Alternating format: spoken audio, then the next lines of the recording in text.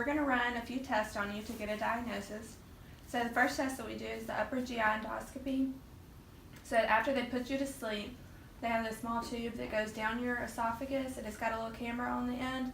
So they go down and they look at your esophagus and your stomach and your small intestine, and they look for any GI bleeds or varices. And then we also have a colonoscopy. It's basically the same thing as endoscopy, but they go up the rectum and they look at your large intestine for any GI bleeding. And this will require like bowel preps. So like you might have to Go Lightly, which makes you go to the bathroom a lot.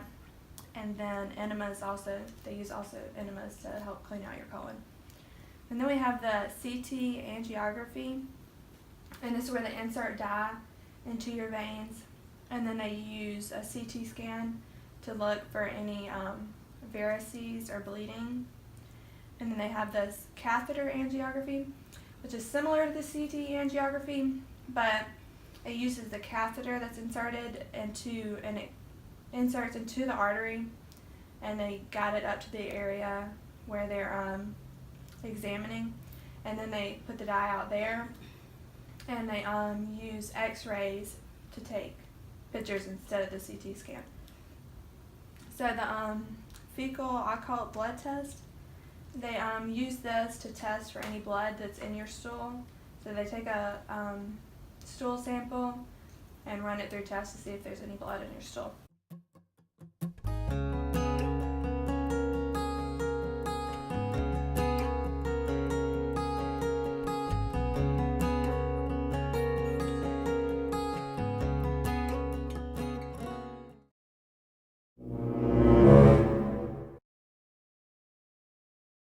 From my understanding, you have been diagnosed with a GI bleed and esophageal varices and hepatic encephalopathy.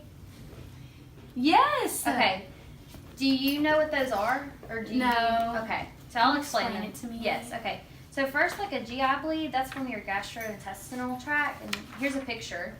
That Okay. just explains all of that as part of the gastrointestinal tract. Okay. Okay. So the bleeding is coming from one of these places in your body. One of these places. Okay. So it's a symptom of a disease or like a condition. It's not a disease in itself. So something in your body that's going on is causing that bleeding. Okay. Okay. So it can be a sudden onset, which would be acute, or it could be slow, and that could be chronic, and it can last over a prolonged period of time. And so there are many things that can cause a GI bleed, and it just depends on where it's coming from. Okay. So like esophageal varices, when that bursts, that's going to cause you to have bloody stools or vomiting blood. Okay. Tumors or cancers, they're going to be weakening your GI tract, the mucosa, like the lining that protects your organs. Okay. Hemorrhoids, there's something called a Mallory-Weiss tear. So from your vomiting, you can have a tear in your esophagus or your lining of your esophagus, and that's causing the blood. And so also a esophagitis. So those are just some causes. And then some symptoms are your black or tarry stools. So you're going to have really dark poop, or you might see bright red. You could have cramps in your stomach, dizziness, shortness of breath. If you can vomit, and it can look like coffee grounds, like when you're making coffee. Okay. And then a chronic GI bleed, that's over a period of time, so it could cause you to become anemic. Okay. Okay, so moving on to esophageal varices. So a varices is an abnormal enlarged vessel. Okay. And so these can be life-threatening if they burst and you lose a lot of blood at once. So usually there aren't any like physical symptoms with varices until you start to bleed or something, and that happens because it burst or it ruptures. Okay. And so what happens is there's a portal vein. It's called the portal vein. It goes from your spleen and your stomach, and it takes blood to your liver. So what's happening is there's a block or something in your liver that is causing this blood to back up into your portal vein, and then the blood is having to go somewhere else, so it's going into like smaller veins, such as in your esophagus. Okay. And that's what's causing the enlarged vein, because those little vessels aren't big enough to hold that amount of blood. Okay. Okay, so and like the obstruction from the portal vein can happen with like liver disease, like scarring, like cirrhosis, or like a blood clot. Okay. And symptoms: blood in your vomit, or bright red stools, dark stools, from like swallowing, because it's going down your GI tract. Okay, so then we have hepatic encephalopathy. So this is a disease of the brain that is caused by like a liver disease. So your liver filters out what is called ammonia. So when that liver cannot do that, that ammonia is getting into your blood and traveling to your brain, and it's causing toxic manifestations and symptoms. Okay. So it can cause permanent structure of your brain, so you're going to have functional changes in your mental activity. So you might have like sleep disturbances or loss of consciousness, personality changes, drowsiness, and trouble concentrating, and flapping tremors. So you could have some tremors, some shaking going on as well. If it's acute, it could be caused from taking medicines and from being exposed to certain chemicals. So once that problem is fixed, then it can be reversed. But if it's chronic, that usually causes the permanent change in your structure of your brain, so it can't be reversed usually. One thing I didn't mention about a GI bleed is the use of NSAIDs. So just be cautious when you use those, because they are known to cause GI bleeds. So do you have any questions? Not that I can think of. Okay. So we're going to go over your treatment and management options. So during the endoscopy, when we found the bleeding, the doctor injected some medicine to the site where you were bleeding, and that's supposed to help stop with the bleeding. So that should help. And then other options are, if the bleeding doesn't stop, then you could have a surgical laparoscopy, which they go in through the abdomen and they make an incision at the belly button and then a couple more around the abdomen. And they'll insert microscopic instruments that they use to visualize the abdomen and the bleeding, and they can use those instruments to stop the bleeding. And for hepatic encephalopathy, the treatment involves the removal of toxins from the body. Okay.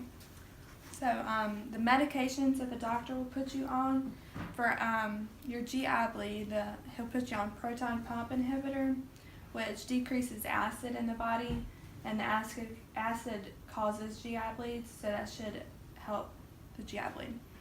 And then he might also put you on blood pressure medication, which will lower your blood pressure, and that will help with the varices, because you don't want them to rupture from your blood pressure being too high, so that should keep them from rupturing. Okay. And then the ammonia reduction medications are for the hepatic encephalopathy, and that should help to get the ammonia and toxins out of the body. Okay.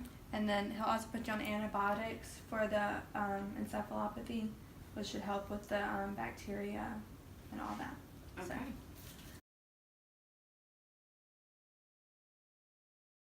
So. I understand that this may be difficult and scary for you, but it's important that I let you know, because you've previously had a GI bleed, that you're at high risk for developing another bleed. Okay. So I wanted to ask you about your diet. Well, Mexican's my favorite. I have a pizza every Tuesday and Thursday. Okay. Pizza night. Tacos on Wednesday. Okay. I love candy Mhm. and lots of alcohol. I love booze. It's so good. And bless me. So you like a lot of irritants to your GI, basically. Yeah, it hurts my throat when I eat it. Okay, so you want to avoid such irritants. Yes. So you want to avoid alcohol and smoking, and you want to avoid spicy foods, fatty foods, fried foods, Okay. and you kind of want to stick to the lean is green, meaning you want to eat fruits and vegetables, whole grains, and lean sources of protein.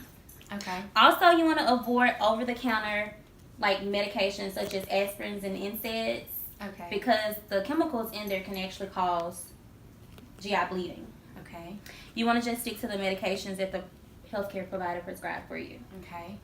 Also, you want to make sure that you're checking your stools. You know, noticing any black tarry stools, meaning that your poop will be black, or it could be bright red. Or if you're vomiting a lot, you want to see if you're noticing any blood in your vomit, or if you're vomiting, period. Okay. You also want to exercise. It helps maintain a healthy diet and healthy weight. So They go hand in hand. They go hand in hand. Yes. And but with that, you want to watch how much you're exercising, like running and walking and sexual activity, because they can raise your blood pressure, which can cause for your esophageal varices to be triggered and rupture. And then there you go, you have another GI bleed. Right. So the major ethical issue that I came across with GI bleeds is the fact that if there's a patient that has a GI bleed and it's severe enough that the patient could be required to have a blood transfusion, and we know from previous semesters that there's a religious group called Jehovah's Witnesses that does not accept blood products, and that is definitely an ethical issue of this group has a religious background that believes that parts of scripture should be taken very literal, and it's not up to them to receive blood products, but it's up to the Lord to be their supreme healer. And that's our job as nurses, to respect their religious wishes. We're there to educate, we're not there to judge, and we need to give them the respect that we would want people to respect us with our own religious beliefs. And when it comes to Christian caring, I love the verse in Philippians 2:3 that talks about counting others more significant than yourself. We have the perfect example of Jesus, who came down to earth and humbled himself and chose to serve. And as Christians, we get to use that model and just go out and serve. And the fact that we love because we're first loved. And so our cup will never run empty, because I heard a quote recently that said, love is the only thing that the more you give away, the more you have. And that's so true, because God's going to keep renewing our soul and filling our cup. And we're not going to grow tired and weary, because we get to work off of that love. We get to work for the Lord, which is really good for keeping perspective. Days that we don't feel like going to work, or days that we don't feel like doing the small details, our perspective gets to change to we're not there because we have to be, but because we get to be. And we get to be Christ's hands and feet, and we get to serve, and we get to be like Christ. Everybody's heard the quote of you may be the only Jesus that people see. And that's so true. And we're in such a position to offer Christian caring and for people to see how different we are because we have the Lord in our lives. And that's really special. Nothing I can see but you when you dance.